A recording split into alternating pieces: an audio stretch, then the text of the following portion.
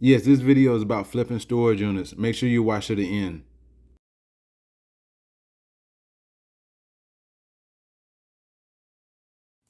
Hey, what's going on, guys? My name is D Mathis, and you're watching Major Hustle's YouTube channel. So today's topic is flipping storage units. Flipping storage units can be very lucrative. You can be very successful at flipping storage units. Now, when I first started flipping storage units in 2010, it was a little different. As the years goes on, now they're doing a lot of them online. Unfortunately, I don't like the online situation as much, but there are still companies that's doing face-to-face auctions. Now, when I started out, I would call around from storage unit to storage unit, just looking in the yellow pages. That's how I got started getting my leads. So what I did was each unit or each facility, I wrote down the date and the time, and I put it in a notebook. Now, some companies didn't have an auction date at the moment. So what I did was I left it blank. I waited about 2 weeks and I would call them back. If I waited 2-3 months went by and they still didn't have an auction date, I didn't call them back. I left it alone. I just focused on the leads that I had. Now you have the bigger companies like U-Haul. You have Life Storage and Uncle Bob's and Public Storage. Usually they're going to have a set date every month. Now, what's the great thing about this company, or those companies, should I say, is that you can go from one facility to another facility. So, for example, I stay in Atlanta, Georgia. We have the outskirts of the suburban area. So you can go anywhere from Union City to College Park to Fairburn to Union City, and they all are going to be about 15, 20 minutes away from each other. And you can go to 4, 5, 6, 7 different storage facilities in the same day under the same umbrella, and each facility may have anywhere from 5 to 15, 20 units per location. So you can spend a whole day looking at different auctions, right? Now, if you could deal with the mom and pop stores, they may only have, it's going to be one location, and they may have anywhere from 3 to 10 units. Now, the big difference is with U-Haul, since you have so many different units, you're also going to bring a lot of people like myself and you that's going to come be one of the shop, but it's so much competition. So a unit that's, should I say, worth $100, it may sell for 150, 225 because of the competition, the excitement, whatever the case may be. They end up what we call running the unit up, and you end up overspending for a unit. Now, can you still be successful at that unit? And overpaid? Yeah, it's possible. It happens, you know. But the key to is getting the unit as cheap as possible. And I have all kind of tips and tricks that I've used over this decade plus doing this business. But the key thing, what I want you to do when you walk away from watching this video, the most important one is making sure that you keep up with the date and the time. So for example, get your notebook. You want to write storage units on it. You want to write down at least 5 of your closest storage units that's near your home. So you don't want to branch out and go too far. You want to get the basics first, right? You don't have to rush. Now the key is once you get the dates and times, once you get to that facility, those first couple of auction dates, make sure that you leave your name and your number and your email. There's a good chance some of these companies might reach out to you next month. Maybe they might give you a call and say, okay, we got an auction, we got 30 units, we got 10 units. Or they may send you an email, something to notify to let you know when the next auction. This is going to be a big key. Also, while you're there, making sure that you are listening to the conversation.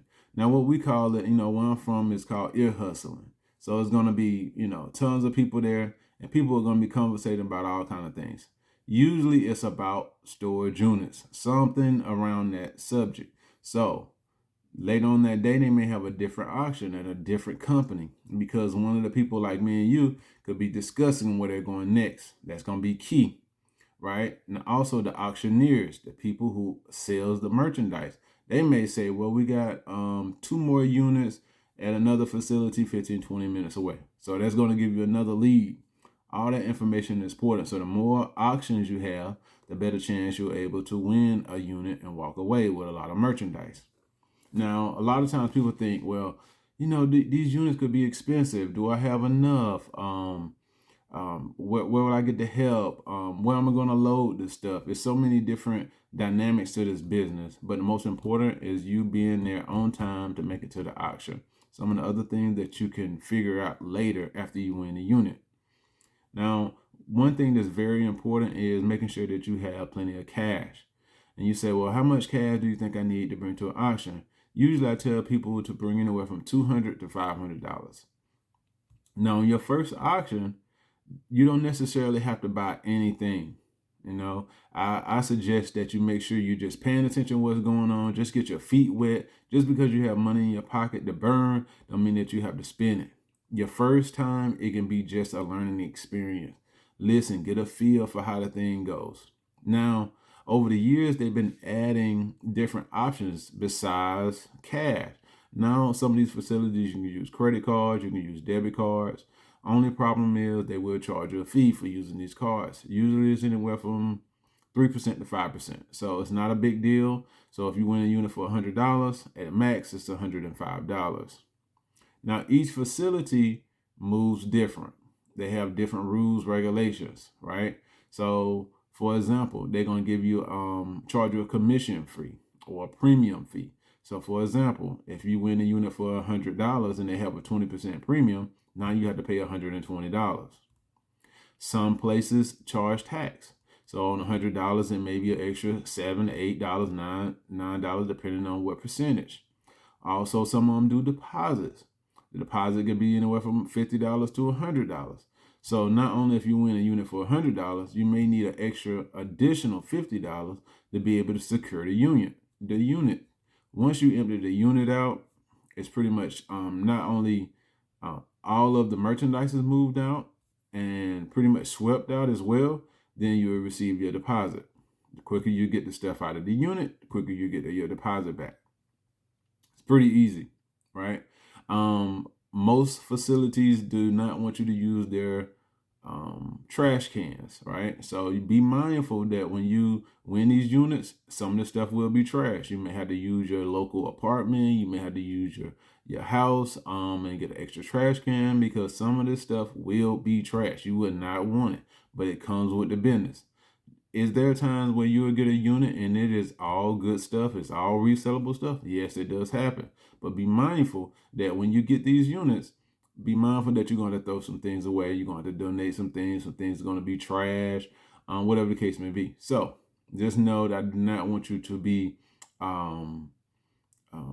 have the manager have to stop you from putting stuff in the storage facility there and try to put it in their trash can, because they will stop you.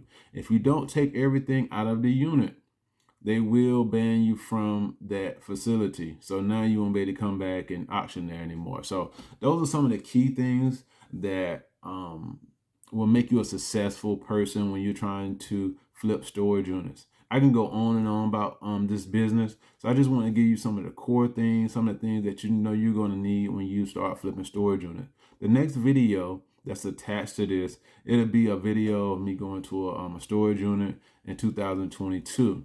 So this will be the first one I did in 2022, just to keep my skills sharp, right? And make sure that I'm giving you the good quality reasons why you want to get into this business. I will be bringing more videos about flipping storage units. I also will be talking about yard sales, garage sales, estate sales, selling on eBay, and all these different reseller platforms, right? So you want to make sure you stay tuned to Major Hustles YouTube channel.